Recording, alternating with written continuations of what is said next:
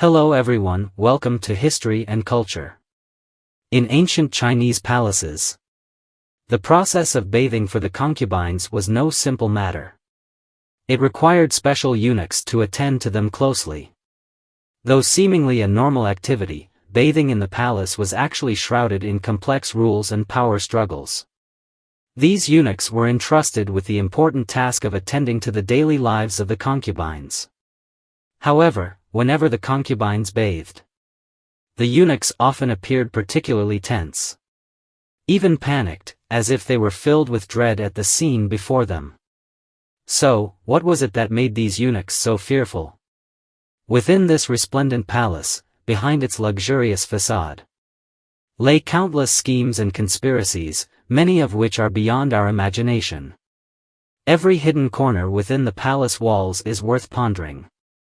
Now, let us uncover the answers buried in the dust of history, and journey into this world of intrigue and power struggles.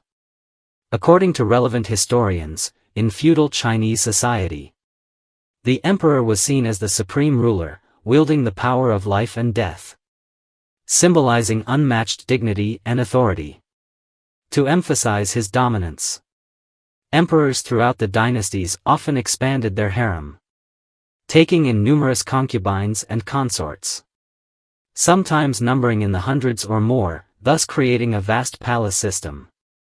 Although many palace maids served the concubines, the sheer number of women in the harem and the complexity of their lives made it impossible for the maids alone to manage everything.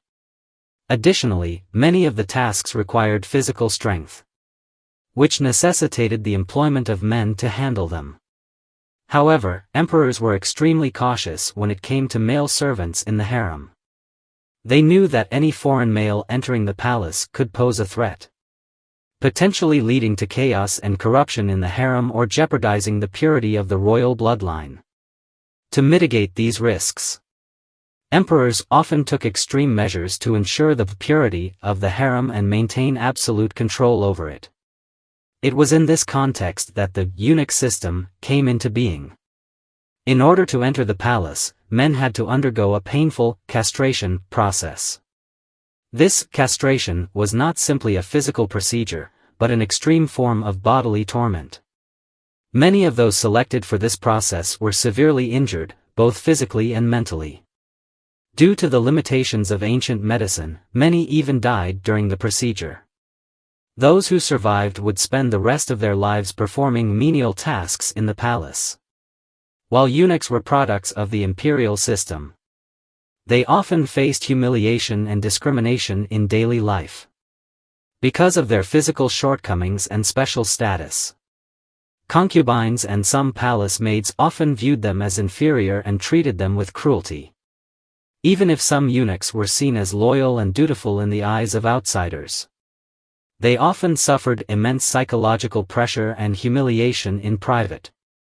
The life under this system was not only the inevitable fate of the eunuchs but also revealed the extreme control over power in feudal society. It is worth noting that in the palace, eunuchs' duties went far beyond manual labor. They were also responsible for various dangerous and intimate tasks, especially those directly serving the emperor and the concubines.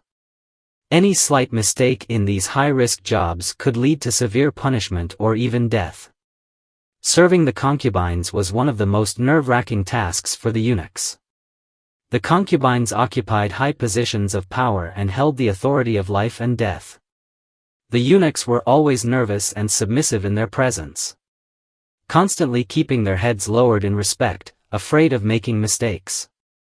A reprimand or an order from the concubines could lead to punishment, mildly. They would be made to kneel, or worse, it could be fatal. The eunuchs' lives were usually dominated by the concubines' needs. From dawn to dusk, they were responsible for preparing everything for the concubines, ensuring all their demands were met. For instance, after the concubines woke up, the eunuchs had to prepare hot water, perfume, or flower water for their wash. If the water temperature was wrong or the scent was not to their liking, the eunuchs would be immediately punished. During meals, they had to be especially cautious, checking utensils, confirming the food temperature, and even memorizing the dietary preferences of each concubine. If the concubines were displeased with the food, the eunuchs often became the target for venting, sometimes getting hot tea thrown at them, or worse, slapped. However, the most humiliating task for the eunuchs was serving the concubines during their baths. Unlike ordinary people, the concubines did not bathe themselves, but had the eunuchs attend to them. The eunuchs were responsible for adding water, scrubbing their backs, massaging, and performing other detailed and laborious tasks. To ensure the water temperature was just right, the eunuchs had to prepare hot water early, repeatedly hauling heavy buckets of water to maintain a consistent temperature in the bath. Some concubines were particularly picky about their baths. They not only required the water temperature to be perfect, but also insisted on adding specific spices to the water. The eunuchs had to mix different fragrances according to the concubines' preferences, ensuring the bathwater had the perfect aroma. If the fragrance was wrong, the eunuchs would be scolded, or worse, ordered to start over. During the bath, the eunuchs not only had to be on standby at all times, but also had to kneel throughout the process, never daring to raise their heads or look directly at the concubines. Their task was to silently add water, scrub backs, and massage, without making a sound or any unnecessary movements. Though these rules seemed to be in place to protect the authority of the concubines, in reality, they were a source of great humiliation for the eunuchs. Under the palace's strict hierarchy, eunuchs lost their status as ordinary humans, reduced to mere tools, forced to obey every command of the concubines. During the bath, controlling the water temperature was critical. The eunuchs had to ensure the water was at the right temperature when the bath began, and then frequently add hot water throughout. Even though their hands turned red and their arms ached from handling the scalding water, they had to grit their teeth and endure, fearing that any mistake might upset the concubine. In addition, concubines often requested eunuchs to massage their shoulders and backs.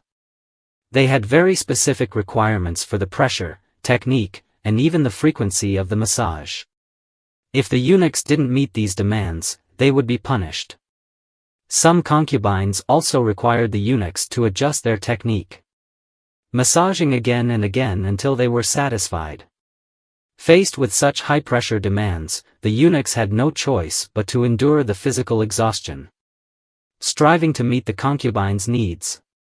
Even if their hands were stiff and their backs sore, they dared not slack off. After the bath, the eunuchs' duties were not over. They had to immediately dress the concubines in their bathrobes, to ensure they didn't catch a chill. The process of draping the bathrobe was filled with detailed requirements. The eunuchs had to bow their heads and lower their bodies, carefully draping the robe over them without being too slow or too rushed. Any mistake could lead to the concubine's dissatisfaction, resulting in a request for a redo or even a threat of punishment. Moreover, concubines often required eunuchs to ensure every detail of the bathrobe was perfect. Even the smallest wrinkle could cause them to fly into a rage. If the eunuchs didn't do it right, they would be ordered to fix it, sometimes repeatedly, until the concubine was satisfied. Additionally, the eunuchs also had to comb the concubine's wet hair, or apply fragrant oil to their hair to keep it shiny and smooth. Although this task seemed simple, it was actually very tedious, requiring great patience and attention to detail. If the eunuchs were slightly careless, the concubine might dislike the hairstyle, and immediately demand them to redo it until it was perfect. All these tasks, though seemingly for the comfort and dignity of the concubines, were in fact a multi-layered oppression of the eunuchs' bodies, endurance, and dignity. Every detail reflected the ruthless hierarchical system of the palace, where eunuchs had to follow orders at all times, constantly striving to meet the concubine's demands. According to relevant historians, the eunuchs in the palace underwent both physical and psychological torment. And even when they grew old, they found it hard to escape the deep shadow of their past. With the fall of the Qing dynasty, the eunuch system gradually faded into history. And the surviving eunuchs were forced to leave the palace, trying to adapt to the outside world. However, the years of suppressed life in the palace and their distorted identities made it difficult for them to integrate into normal society. Many eunuchs, due to the physical harm and psychological trauma they endured, found that society was indifferent to their plight. And they were left to live on the margins, spending their twilight years in loneliness and helplessness. This is the History and Culture channel.